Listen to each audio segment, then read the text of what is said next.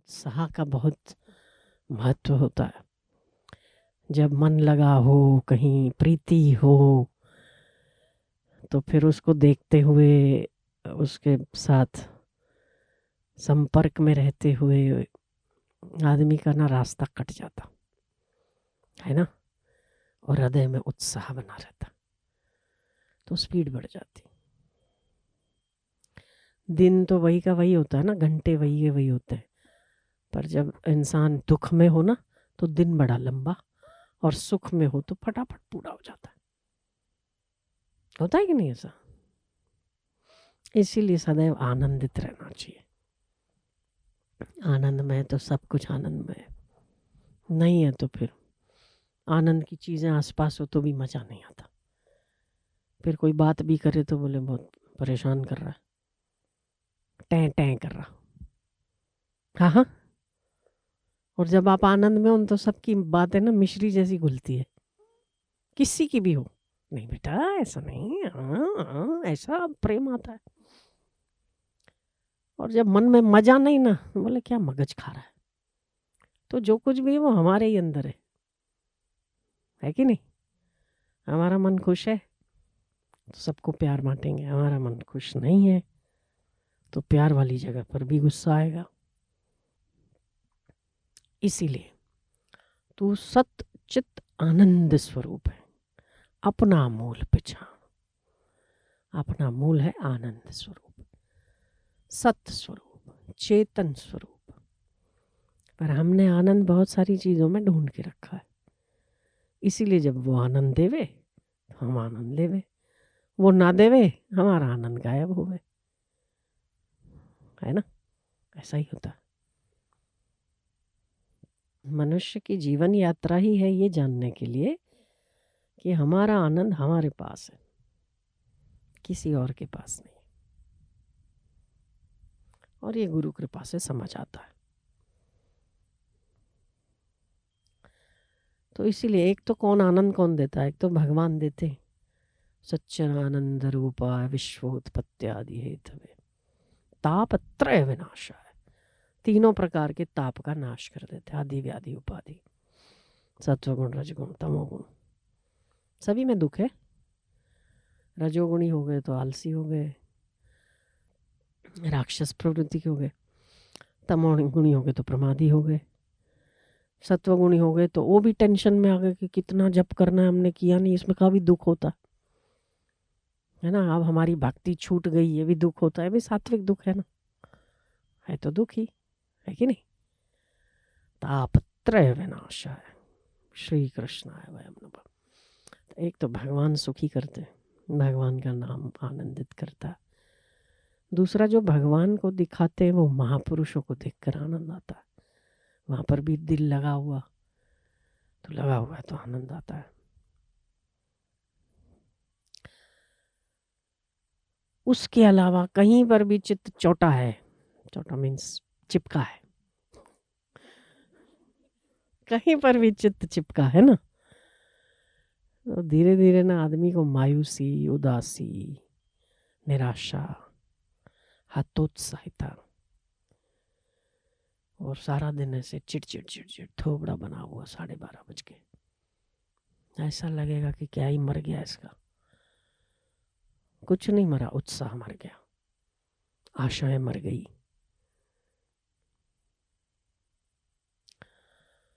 इसीलिए सही जगह पर चित्त लगा हुआ हो तो उत्साह में रहता, और उल्टी सीधी जगह पर लगा हुआ तो फिर निराशाएं जन्म लेती हैं। फिर कहीं भी कितना ही विद्वान क्यों ना हो जाए, प्रीति अगर किसी से भी कर ली ना, दुख तो पाएगा। और अगर प्रीति परमात्मा से हो गई तो सुख छूटेगा नहीं। ऐसा, हाँ हाँ, एकदम 100% सच्ची बात है। तो भक्ति में आनंद है, भगवान का होने में आनंद है, नाम जप में सुख है, वो सारे दोष मिटा देता है। कलास्तु कीर्तनात् कलयुग में सुखी करने वाला कौन? तो बोले कथा और नाम। प्रहलाद ने पूछा नरसिंह भगवान से, इतने लोग जल रहे हैं, इतने लोग बच रहे हैं, इतने लोग परेशान हो रहे हैं, इतने दुखी हो रहे हैं, सुखी होने का उपाय क्या? तो बोले कथा का श्रवण और नाम का जप। 2 ही अमृत इस धरती पर छोड़े मैंने, और 2 अमृत किस में रहते हैं? तो एक कथा में रहता है और एक भगवान के नाम में रहता। प्रहलाद ने क्या किया? भगवान का आश्रय लेके नाम जपी के ना, ओम नमो भगवते वासुदेवाय, ओम नमो भगवते वासुदेवाय। तो नामी के नाम से नामी आश्रित हो जाता है। नाम जपते ना जिसका नाम जपते वो उसके अधीन हो जाता। तो प्रकट होना पड़ा ना छोटे से बच्चे के लिए। इतना बड़ा भगवान हो, त्रिलोकीपति, और एक छोटे बच्चे के आगे, और ऐसा गुस्से वाला, आधा न शरीर नर का न नारी का, शेर मुंह शेर का, नाखून यहाँ मरूं न वहाँ मरूं, बीच में मर गया, सुबह मरूं न शाम मरूं तो संध्या को मर गया, ऊपर मरूं न नीचे मरूं तो गोद में मर गया, है ना? और इतना गुस्सा कि ठंडा ना होवे। सारे कांपने लगे, धरती हिलने लगी, अपना अंतरिक्ष और नक्षत्रों ने अपनी जगह छोड़ी, सब घूमने लगे। वो गुस्सा, जो भगवान का जो क्रोध था, कोई भी अपने स्थान पर टिका नहीं। देवी देवता तो आए ही नहीं। वैसे तो जब किसी राक्षस का उद्धार होता है तो फूल बरसाते हैं। हम बोला नहीं, अभी फूल भी सारे अगर हमको पड़ गए ना, हमारे थोबड़े में तो बहुत गलत हो जाएगा, क्या करेंगे? और गुस्सा ठंडा होने का नाम नहीं। नारद जी बोले ओम नमो भगवते वासुदेवाय, ऐसे घूर के देखा, नारद जी भी भाग गए। अब कौन जावे? लक्ष्मी के पास गए, बोले कि माँ बाप के सिवा कोई। बोले अभी तो मैं भी नहीं जा सकती, मैं लक्ष्मी हूँ, और दरिद्र कर दिया ना अगर, तो जमान दुनिया का क्या होगा? पैसा है होगा नहीं मेरे पास, तो लोगों को दूंगी क्या? मैं तो नहीं जाती। मारू बापड़ी बेचारी ये पण डरी, वो भी डरी। बोले कुछ उपाय तो करना पड़ेगा, और धरती बहुत भूकंप से हिल रही है। शेषनाग ने छोड़ रखा है अपना कंट्रोल। देखो माँ, ग्रह नक्षत्र सब हम वो ऐसे ऐसे घूमते ना, तेज गति से घूमने लगे। आकाश में तारे टूट रहे हैं, समंदर उछल रहे हैं। माँ शांत करो, शांत करो। बोले प्रहलाद को आगे कर दो। उस भक्त के लिए प्रकट हुए ना। कितना भगवान को बांध देती है भक्ति ना।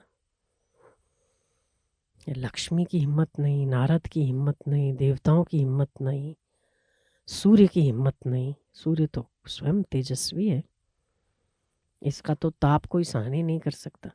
पर वो अगर तप पे आ जाए, उसका तो ब्रह्मांड ही सहन नहीं कर सकता। क्या करे? तो फिर लक्ष्मी आई, और लक्ष्मी ने पीछे से इसको धक्का दिया आगे। और वो भी कैसे? अपन वो जो स्टेज पे हम जो नाटक करते हैं ना, तो पर्दे के पीछे टीचर्स खड़ी रहती हैं, या उनके जो होते हैं ना गार्जियंस, वो खड़े रहते हैं, और फिर वो छोटे छोटे बच्चों को ना आगे कर देते हैं। जाओ स्टेज पे, तो बेचारे वो गाना चलता है तो नाचने लगते हैं, है कि नहीं? हाँ, ऐसे लक्ष्मी ने वो पर्दे के पीछे खड़े रह के इसको धक्का दिया।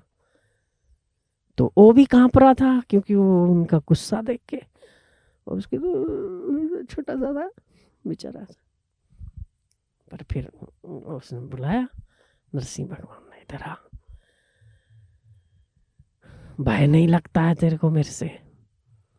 बोले नहीं भाई, किस बात का? आप ही तो हो, आप हो इसलिए भय नहीं लगता।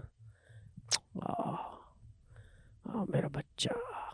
ऐसे सारा गुस्सा गायब हो गया। सिर पे हाथ घुमाया और वो बोले इतना छोटा बच्चा अगर मेरे क्रोध से कांप जाएगा, भक्त की भक्ति लज्जित हो जाएगी। भक्ति की रक्षा की। तो सब कांपे, सब डरे, पर प्रहलाद आया तो सारा गुस्सा पिघल गया और सिर पे हाथ घुमाया। वो बाकी सब ने, जो नरसिंह भगवान चले गए तो सारे देवता पकड़ पकड़ के पूछ रहे प्रहलाद को, तेरे को गुस्सा नहीं लगा? इतने बड़े नाखून से प्यार करने में छिल विल जाता तो?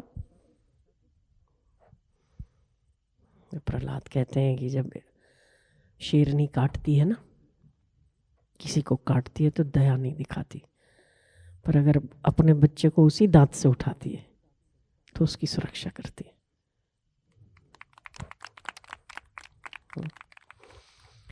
तो भगवान नाराज थे, गुस्से में थे, राक्षस को विनाश करने के उसमें थे, तो वही नाखून उसका छाती फाड़ दिया। पर जब प्यार कर रहे थे मेरे को तो नाखून कैसे लग सकते? वो बोले इतनी बड़ी बड़ी दाढ़ें थी तो मैं डर नहीं लगा। बोले वो मेरे लिए थोड़ी ना थी। यही बात भगवत गीता में भगवान ने विराट स्वरूप में कही, मैं भय से कांप रहा हूँ, दाढ़ में मरे हुए आदमी लटक रहे। समझ रहे हो आप? लटक रहे मतलब अपन जैसे वो तिनका नहीं लटक रहा होता है, अपन खाते ना तो धनिया पुदीने का तिनका लटक रहा कि नहीं होता है ना, और फिर अपन ऐसे करते। इसकी इतनी बड़ी बड़ी दाढ़ में हजारों हजारों लोग लटक रहे हैं, ऐसा इतनी बड़ी दाढ़, और एक मुंह से आग निकल रही है, एक मुंह से ज्वालामुखी फट रही है, एक मुंह अंतरिक्ष, सारी नक्षत्र ग्रह उल्टे सीधे हो रहे हैं, एक से पैदा हो रहा है दूसरे में जा रहा है, और यहाँ ऐसे करके खड़े और सारे ऐसे दाढ़ में लटक रहे मरे हुए आदमी। कैसा तो लगे, है कि नहीं? अभी सोचने में डर लगे आदमी को, लगे नहीं लगे? जैसे अपने वो छोटे छोटे वो तिनके फंस जाते थे, फेंक देते, उसके बाद उसने जीभ ऐसे किया तो सारे चक ठक, कोई गिर पड़ रहा है, कोई ऐसे, कोई अंदर घुस रहा है, सारे निश्चेष्ट होके अटक गए दांत में। अर्जुन ने कहा प्रभु मुझे तो आपका चतुर्भुज रूप ही ठीक है, क्योंकि मुझे बहुत भय लग रहा है आपसे। तो कृष्ण ने कहा ये तुम्हारे लिए नहीं है, भक्त के लिए विकराल स्वरूप नहीं होता, भक्त के लिए सौम्यता होती है। ये लो दर्शन करो चतुर्भुज के। तो भगवान सौम्य कहाँ है? भक्ति के आगे सौम्य है ना। विकराल कहाँ है? तो तमोगुणी रजोगुणी जो राक्षस प्रवृत्ति के लोग हैं उसके आगे विकराल है। तो है तो वैसे सभी में परमात्मा है, तभी तो विराट है, पर जैसा जिसका स्वभाव है, जैसा जिसका कर्म है, उसको उसी स्वरूप में, उसको काल के स्वरूप में दिखता है, और ये आपको आनंद स्वरूप में दिखता है। इसीलिए भक्ति सबसे श्रेष्ठ है, भगवान को भी वश कर देते। ज्ञान श्रेष्ठ है, भक्ति में भगवान के अधीन हुआ जाता है, ज्ञान में आदमी स्वयं आनंद स्वरूप है उसका अनुभव कर लेता है। पर ज्ञान में अभिमान का डर है, कब गिर जावे पता नहीं, उसमें तो भगवान संभालता रहता, उसको चिंता होती है संभालने की, अपने निश्चिंत होकर घूमते हैं, वो संभालता रहता है। भक्ति में वो संभालता है, ज्ञान में हम खुद को संभालते हैं। तो भक्ति ज़्यादा अच्छी ना। हम गिरे और दर्द उसको हो, हम पीड़ा में हो और पीड़ित वो ज़्यादा श्रेष्ठ है ना।